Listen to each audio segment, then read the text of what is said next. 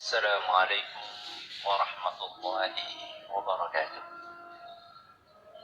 Alhamdulillahi rabbil alamin wa bihi nasta'inu ala umuri dunya waddin.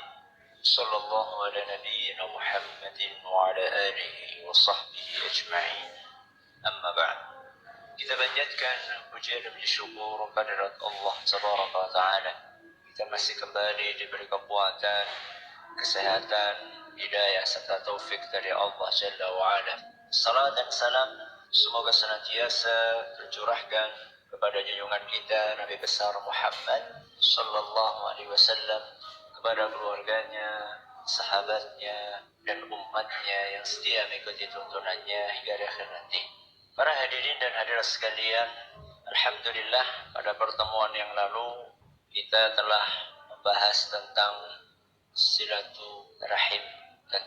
silaturahim, bahwa silaturahim itu adalah ibadah, dan ibadah itu tidak akan diterima oleh Allah kecuali apabila memenuhi dua syarat. Yang pertama, ikhlas. Yang kedua, sesuai dengan tuntunan Nabi kita Muhammad sallallahu alaihi wasallam. Kemarin kita telah jelaskan ikhlas itu adalah murni mengharap ridha dan pahala dari Allah. Saat itu kita telah sampaikan bahwa ikhlas ini memiliki indikator, memiliki tanda. Salah satu tandanya apa? Kita menyambung silaturahim kepada kerabat yang memutus silaturahim itu dengan kita. Apa? Menyambung silaturahim terhadap kerabat yang memutus hubungan dengan kita. Itu salah satu tanda ikhlas. Adapun silaturahim kepada orang-orang kerabat-kerabat yang menjaga silaturahim juga, maka kata Nabi SAW itu adalah orang yang balas jasa. Laisal wasilu bil mukafid, kata Nabi SAW. Penyambung silaturahim yang hakiki itu bukan orang yang balas jasa. Nyambung manakala disambung, berkunjung manakala dikunjung, membantu manakala dibantu. Itu bukan menyambung hakiki silaturahim. Wa innamal wasilul ladzi idza qata'ahu wasalah. Atau kama qala sallallahu alaihi wasallam. Adapun penyambung hakiki silaturahim adalah orang-orang yang mau menyambung orang-orang yang memutuskan silaturahim dengan kita. Itulah penyambung hakiki silaturahim. Dan itu tanda ikhlas. Tanda ikhlas. Karena dia menyambung tanpa ada tendensi duniawi. Dia sambung semata-mata karena Allah memerintahkan untuk menyambung. Sehingga tujuan utamanya adalah mencari ridho Allah, bukan mencari balasan. Sehingga ketika dia menyambung lalu tidak dibalas, it's no problem. Innama nut'imukum liwajhillah. Saya itu ngasih makan kepada orang lain liwajhillah, karena mengharapkan wajah Allah. La nuridu minkum jazaan wala syukura. Kami lakukan ini, kasih makan buat kalian, bukan karena kami nunggu balasan dari kalian, dan juga bukan karena aku mengharapkan ucapan terima kasih dari kalian. Ini silaturahim yang hakiki. Berarti kalau ada orang yang nyambung gak perlu kita sambung, Ustaz, biar ikhlas, Ustaz. Bukan seperti itu maksudnya. Yang nyambung ya tetap kita sambung, tapi yang mutus berusaha kita sambung. Jadi yang disambung bukan hanya orang yang nyambung, yang disilaturahimi bukan hanya orang yang mau silaturahim kepada kita, termasuk orang yang tidak mau silaturahim kepada kita, kita silaturahimi. Ini pembahasan kita pada pertemuan yang lalu. Syarat yang pertama yaitu ikhlas. Syarat yang kedua, agar silaturahim kita diterima oleh Allah, hendaklah silaturahim itu sesuai dengan tuntunan siapa? Nabi kita Muhammad sallallahu alaihi wasallam. Dan pembahasan tentang poin yang kedua ini panjang lebar. Ada buku di hadapan saya. Judulnya Silaturrahim. Lengkapnya Dhawabitu Fiqhiyatun wa Tatbiqatun Mu'asirah. Silaturrahim, pembahasan tentang kaidah-kaidah fikih tentang silaturahim dan penerapannya di zaman kontemporer. Di zaman kontemporer contohnya SMS. SMS itu silaturahim apa bukan? Itu dibahas di sini. Ya. Video call, email, nah, itu termasuk silaturahim atau tidak? Ini namanya pembahasan kontemporer. Ini aslinya tesis. Silaturahim aja dijadikan apa? Tesis untuk meraih gelar S2. Ya. Dicetak 270 halaman.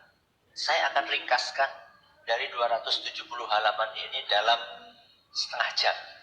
Ya, orang kata ngolih sebagian. Ya. Jadi silaturahim sesuai dengan tuntunan. Caranya ada 3. Yang pertama silaturahim dengan perbuatan.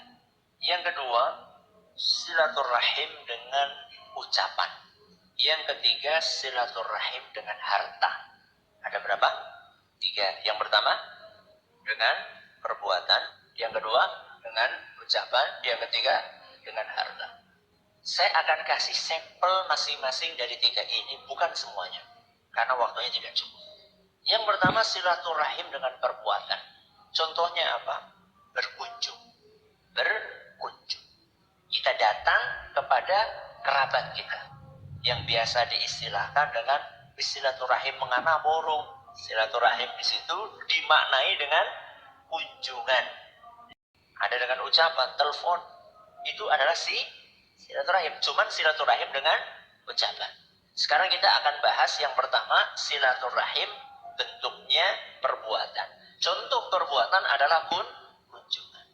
Orang dianggap silaturahim itu ketika dia berkunjung berapa kali dalam seminggu, berapa kali dalam sebulan, berapa kali dalam setahun. Sampai seorang dianggap dia nyambung. Para ulama kita mengatakan tidak ada dalil khusus. Harus sekali seminggu, sekali sebulan, sekali setahun. Selama tidak ada dalil khusus, maka dikembalikan kepada kebiasaan. Kebiasaan masyarakat tempat kita tinggal. Rata-rata orang itu berkunjung kepada kerabat itu berapa kali dalam seminggu, berapa kali dalam sepekan, berapa kali dalam sebulan, berapa kali dalam setahun. Berapa kali? Setahun sepisan? Masya Allah, kebanggaan teman. Jadi dikembalikan kepada apa tadi? Kebiasaan. Kalau kebiasaan di masyarakat itu seminggu sekali, seminggu sekali. Kalau kebiasaan di masyarakat itu sebulan sekali, sebulan sekali, setahun sekali, setahun sekali. Dikembalikan kepada apa tadi? Kebiasaan. Juga dilihat pula jarak rumah. Jauh dan dekatnya jarak rumah orang tersebut dengan kita.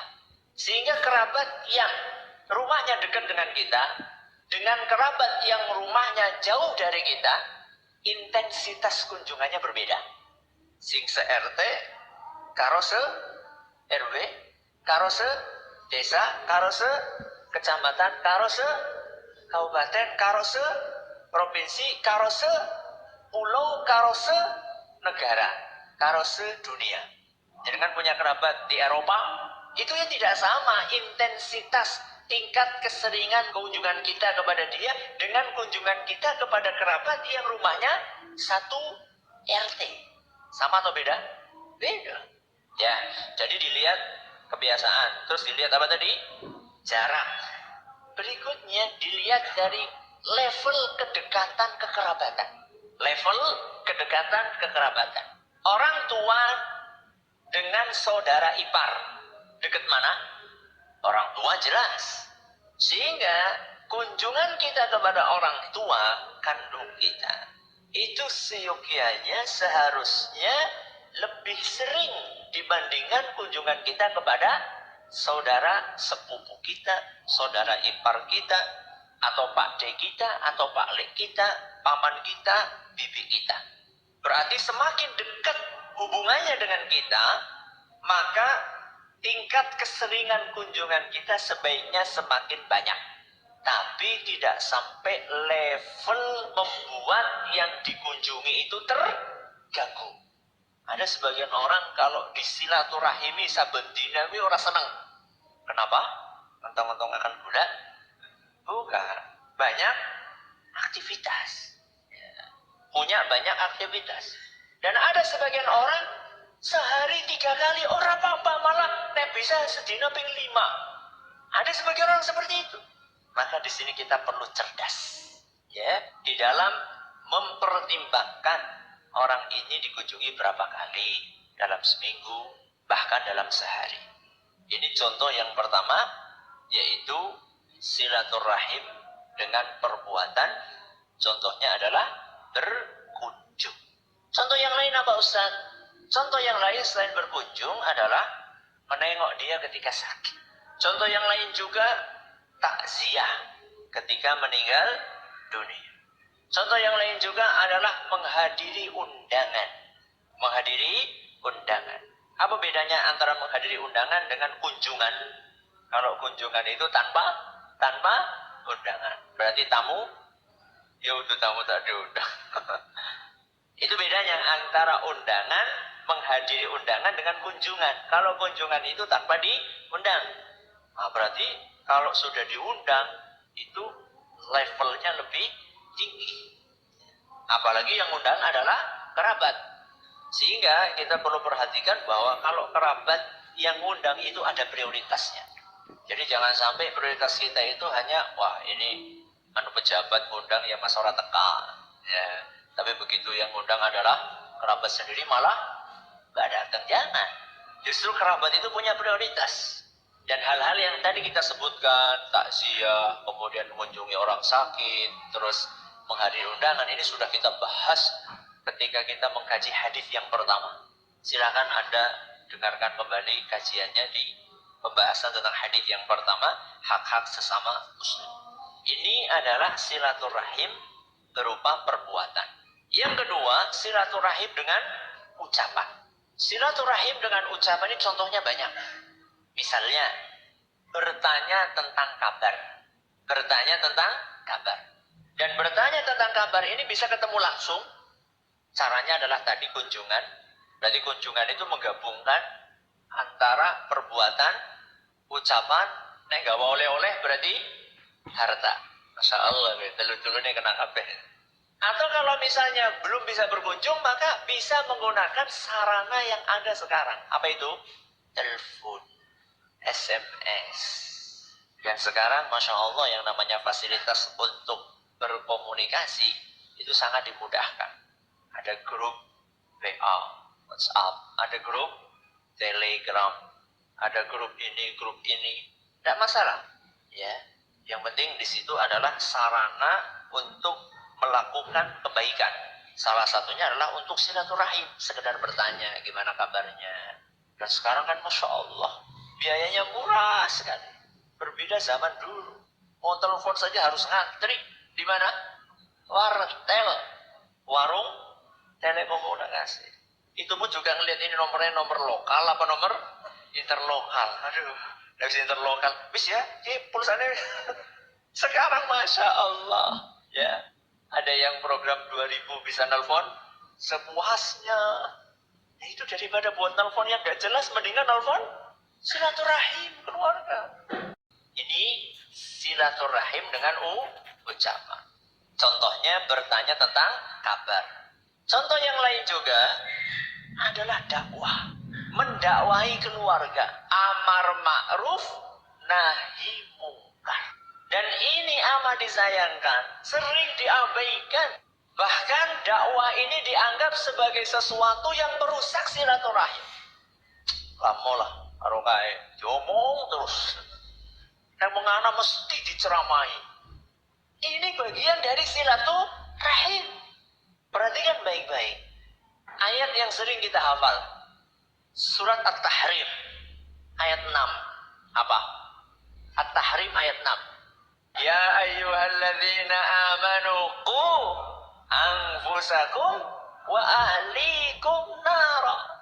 Wahai orang-orang yang beriman, jagalah diri kalian terus dan keluarga kalian dari api neraka. Bagaimana cara menjaga diri kita dan keluarga kita dari api neraka?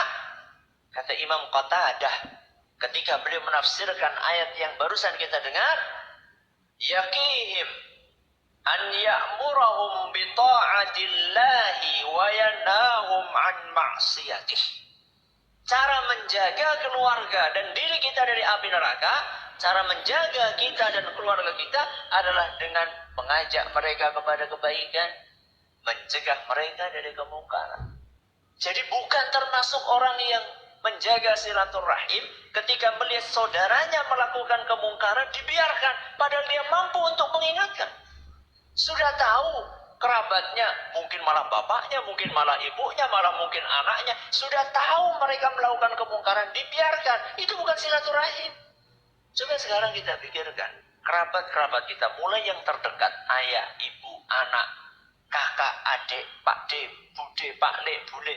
Coba perhatikan, adakah di antara mereka yang masih melakukan kesyirikan? Adakah di antara mereka yang masih melakukan maksiat, masih buka aurat, belum pakai jilbab? Ada? Anaknya cewek, punya mobil, Masya Allah, ditutupi pakai terpal, supaya gak lecet. Ben ora kepanasan, ben ora kudanan. Mobil, punya anak, orang ditutupi. Ya masa ditutupi terpal, Ustaz? Kudu gue maksudnya. Ditutupi auratnya. Masa sih jenengan tega nutup aurat anak nunggu nek wis mati, ketika ditutup dengan kain kafan setelah ya. Ini sekarang waktunya. Nabi kita SAW ketika disuruh untuk berdakwah, siapa yang pertama kali disuruh untuk didakwahi? Kerabat. Allah berfirman dalam Al-Quran surat Asy-Syu'ara ayat 214. Surat Asy-Syu'ara ayat 214. Allah berfirman, wa anzir ashiratakal aqrabin. Muhammad, kasih peringatan kepada keluarga terdekatmu terlebih dahulu. Maka Nabi SAW begitu beliau berdakwah, dapat perintah untuk dakwah, siapa yang dakwai? Istrinya Khadijah. Siapa lagi? Putrinya Fatimah. Ali bin Abi Thalib. Itu yang didakwai oleh Nabi kita Muhammad sallallahu alaihi wasallam. Prioritas. Bukan berarti kita nggak perlu dakwah keluar sana, tapi prioritasnya siapa? Kalau bukan anak kita, kalau bukan ibu kita, bapak kita. Tapi tentunya dengan cara yang lembut, dengan cara yang halus, ya. Sehingga menurut kami ada acara silaturahim keluarga entah bulanan, kemudian ada tausiahnya, itu perlu dibiasakan, ya. Karena banyak orang itu kalau ngomong langsung itu kadang-kadang ya biasa orang Jawa apa pekemu, walaupun itu pekemu yang bukan pada tempatnya. Maka salah satu caranya adalah ketika kumpul keluarga. Dan kumpul keluarga kan bisa menyampaikan nasihat secara umum. Walaupun mungkin efeknya itu tidak terlalu cepat, tapi ada. Kami ingat sekali, kumpulan keluarga, ya, kumpulan keluarga bulanan. Sudah berapa tahun dirintis oleh ayah kami, Allah yarham, Syekh Muhayyad rahimahullah ta'ala. Saya ingat sekali dulu ketika beliau awal-awal ngisi, Masya Allah keluarga itu masih rata-rata gak jilbaban, rata-rata gak kudungan, rata-rata dakwai sebulan sekali. Sekarang alhamdulillah rata-rata kudungan. Kalau dulu rata-rata rakudungan, sikit rata-rata kudungan. Berapa tahun Ustaz? Ya anak kira berapa belas tahun lah. Kok lama banget? Tapi kan ada efeknya. Jadi jangan putus asa. Rata-rata pas pertama kali udud, siki Arab udud isin. Mendingan tau isin kan? Yang Arab udud yang betul. Mending apa enggak? Mending. Berarti masih punya malu. Dan banyak yang sudah meninggalkan. Ini namanya proses dakwah. Ya. Semampunya. Jadi sampel yang kedua, silaturahim dengan ucapan. Termasuk juga doa. Doa itu juga termasuk silaturahim dengan mendoakan saudara-saudara, mudah-mudahan mereka mendapatkan hidayah, mudah-mudahan mereka dikaruniai kesehatan, mudah-mudahan mereka dijaga oleh Allah dari hal-hal yang tidak baik. Sudah, berarti kita sudah membahas berapa? 2. Pertama, silaturahim dengan perbuatan. Yang kedua, silaturahim dengan ucapan. Nah, yang ketiga, silaturahim dengan harta. Silaturahim dengan harta. Contohnya bagaimana Ustaz? Contohnya kasih nafkah. Contohnya kasih nafkah. Juga kasih sedekah. Nafkah, terus apa? Sedekah. Juga hadiah. Juga hadiah. Dan yang mungkin jarang jenengan dengar dan nanti kita akan tutup dengan pembahasan itu, wakaf. Wakaf untuk kerabat. Nanti kita akan baca. Ya, terutama yang paling dekat. Anak dan kalau istri ya kasih, memang sudah kewajiban. Anak, orang tua. Dan ini hukumnya wajib. Menafkahi anak dan menafkahi siapa? Orang tua. Menafkahi anak insya Allah sudah umum lah. Saya akan bahas yang menafkahi orang tua. Nabi SAW bersabda dalam sebuah hadis yang diriwayatkan oleh Imam Abu Dawud, dan hadis ini nyatakan sahih oleh Syekh Al-Albani.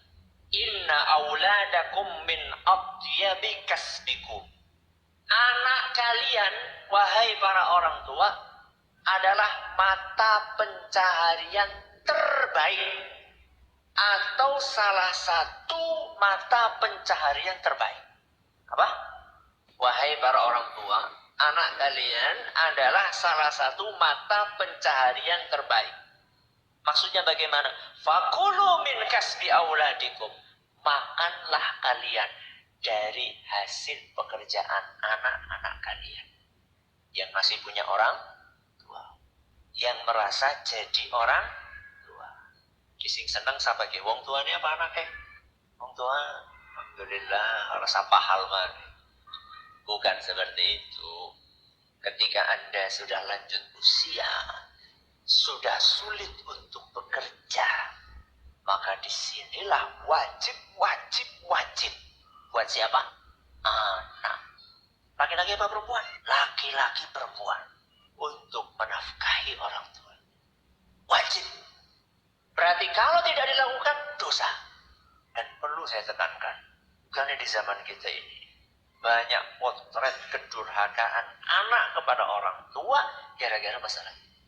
Bahkan saya pernah sedih sekali ditanya live tentang seorang yang mengeluhkan kakaknya, mengatakan, Ustadz, bagaimana saya menasihati kakak saya? Kenapa? Orang tua kami sedih, sakit-sakitan karena selalu ditagih sama kakak saya. Ditagih apa? Orang tuanya ngutang sama kakak saya. Dan belum dibayar-bayar, kakak saya terus nuntut kepada orang tua. Sampai orang tua sakit-sakitan. La ilaha illallah. Sebegitu pertama kali dengan pertanyaan itu, gak ngira ada anak yang hidup seperti di muka bumi. Oh ya ada. Anak yang nagih utang kepada siapa? Orang tuanya. Dan sampai orang tuanya sakit. Ini pasti cara nagihnya ini gak benar. Loh, Anda itu bukan ngutangi orang tua, Anda itu wajib menafkahi orang tua. Sehingga para sahabat dahulu, sampai apapun yang diinginkan oleh orang tuanya, selama itu bisa mereka penuhi, mereka akan penuhi. Saya lupa seorang sahabat Nabi SAW, namanya siapa saya lupa. Suatu saat bapaknya ini pengen, atau ibunya itu pengen sayur isinya bit kelapa apa jenenge keh? Pondok. Berarti kayak salad pondok ya. Pondok. Pondoknya kurma. Bukan pondoknya kelapa. Orang anak jarang anak kelapa. Adanya kurma. Bapaknya ini pengen pondoknya kurma. Ya. Dan saat itu kurma sedang mahal-mahalnya. Kurma. Apa maning? Wite. Kurma sedang mahal-mahal. Karena ini sahabat ini punya duit. Mahal. Dia beli pohon kurma yang terbaik. Setelah dibeli, sedang berbuah lebat, dia suruh potong. Ditebang itu pohon.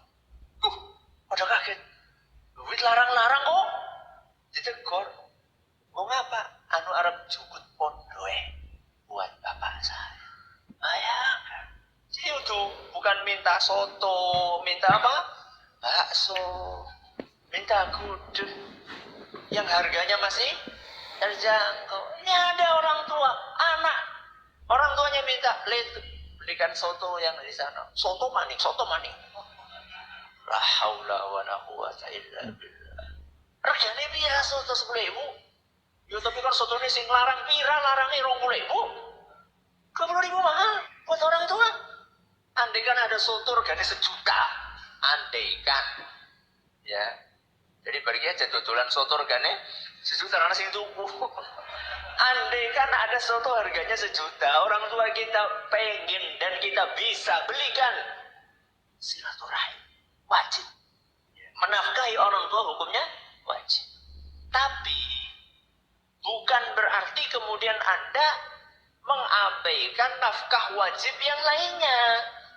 Anak dan istri. Kadang-kadang atau beberapa saat lalu saya ditanya, Ustaz, bagaimana dengan seorang anak yang tidak menafkahi istrinya? Kenapa? Karena dia menafkahi bapaknya. Loh, udah jadi. Ini wajib, ini juga wajib. Jangan dibentur-benturkan. Ini nafkah kepada siapa? Orang tua. Apalagi ketika orang tua itu sedang butuh. Itu lebih wajib lagi. Nabi SAW mengatakan, fahum wa amwaluhum lakum idah tajtum ilaiha. Kata Nabi SAW, wahai para orang tua, anak kalian dan harta mereka adalah milik kalian. Apa? Anak kalian dan harta mereka milik kalian. Kalian di sini siapa? Orang tua. Idah tajtum ilaiha, ketika kalian butuh kepada harta tersebut. Hadis riwayat Al-Hakim dan dinyatakan sahih oleh Syekh Al-Albani. Para wong tua senang banget ya. Aku butuh rumah. Betul mana? Kayak rumahnya gocong. Ya nggak seperti itu. Ya pakai apa? Perasaan juga. Ya. Terutama ketika orang tua tidak mampu lagi. Dan rata-rata orang yang sudah tua itu sulit untuk mencari nafkah. Makanya apa doa Rasul SAW? Ya Allah, jadikanlah rizkiku terlancar ketika aku sudah lanjut usia. Kenapa? Karena saat itu kita sudah sulit untuk mencari nafkah. Karena fisiknya sudah tidak seperti dulu. Dan tidak semua orang ketika tua punya pensiunan. Bahkan rata-rata gak punya pensiunan. Betul? Anda dinafkahi sama orang tua Anda berapa tahun? Mulai dari lahir sampai nanti dua anak besi jaluk mau wong tuan. Betul? Sebagian. Sebagian lah seperti itu. Si jaluk, mangsane pensiun, wong tuane masang pensiun, masya Allah pada teko kabeh anaknya. Jaluk apa? Jatah. Aduh, melasih banget gue baik. Di antara contoh silaturahim menggunakan harta, sebagaimana yang tadi kita janjikan adalah wakaf. Wakaf untuk kerabat. Ketika kita dengar wakaf, di negeri kita identik wakaf untuk masjid, wakaf untuk pondok, wakaf untuk panti asuhan. Tapi wakaf untuk keluarga, baru dengar? Padahal pada zaman Nabi SAW sangat biasa, sangat familiar. Salah satunya sebuah hadis yang diriwayatkan oleh Imam Bukhari. Hadis sahih yang diriwayatkan oleh Imam Bukhari yang menceritakan tentang seorang sahabat yang biasa dipanggil dengan Abu Tolhah. Siapa? Abu Tolhah. Abu Tolhah ini adalah salah satu sahabat yang kaya. Bahkan disebutkan salah satu yang terkaya di Madinah. Di antara hartanya adalah kebun kurma. Punya kebun kurma di sini, di sini, di sini, di sini. Di antara sekian kebun kurma yang paling dia sukai, kita kan punya tanah, mungkin punya tanah di beberapa lokasi. Tentunya ada salah satu lokasi yang paling kita sukai karena strategis, terus menghasilkan, ya. Nah, kok kebun kurmanya Abu Thalhah salah satu yang paling strategis, yang paling dia sukai adalah yang berada pas di depan Masjid Nabawi. Strategis gak? Sangat strategis. Secara lokasi strategis dan menghasilkan. Karena kebun kurmanya subur, sebab di situ ada sumurnya. Dan Rasulullah SAW biasa minum dari air sumur tersebut karena airnya sangat segar.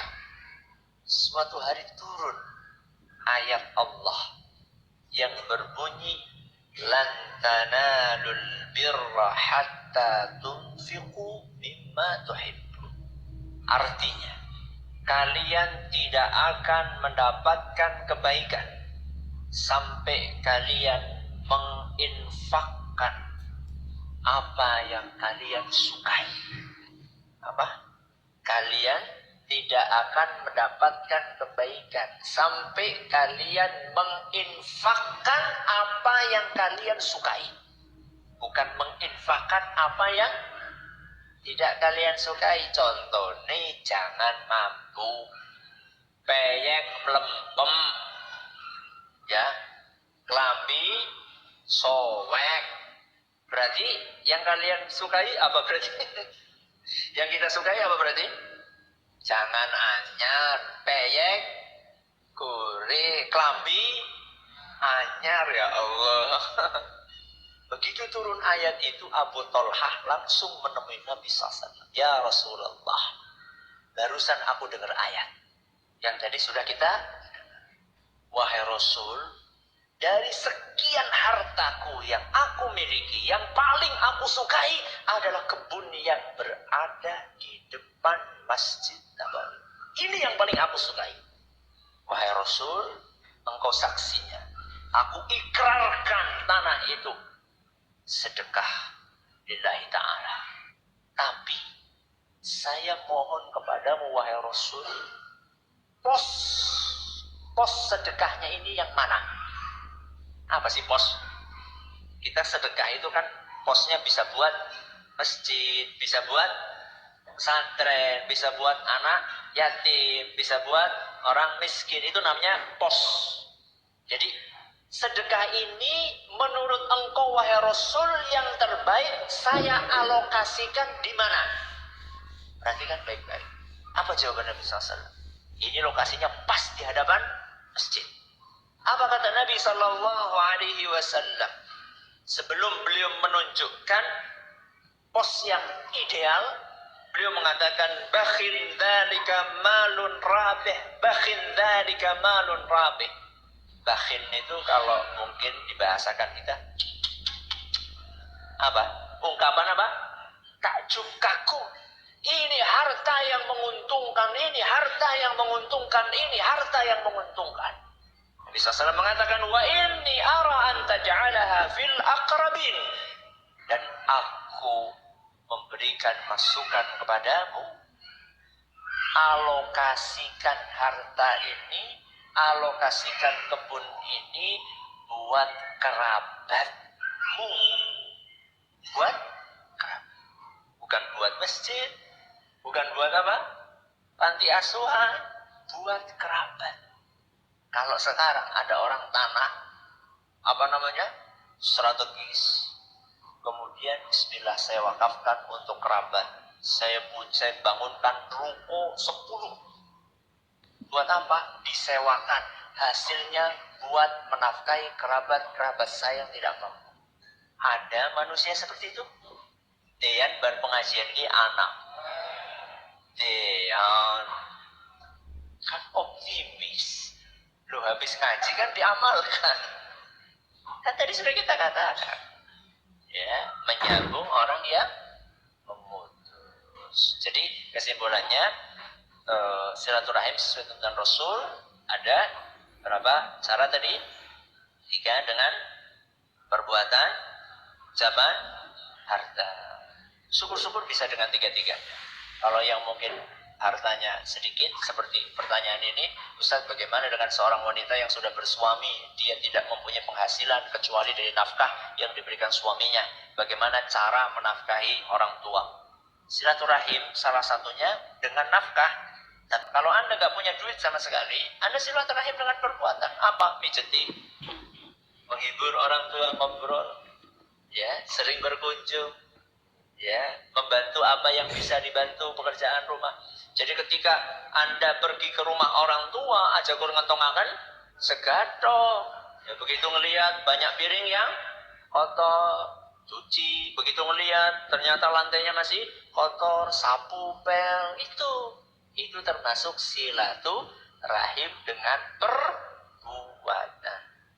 Terima kasih atas perhatiannya. Menurut segala penuhnya kita tutup dengan membaca Subhanakallahumma bihamdika asyhadu an la ilaha illa anta astaghfiruka wa atubu ilaik. Assalamualaikum warahmatullahi wabarakatuh.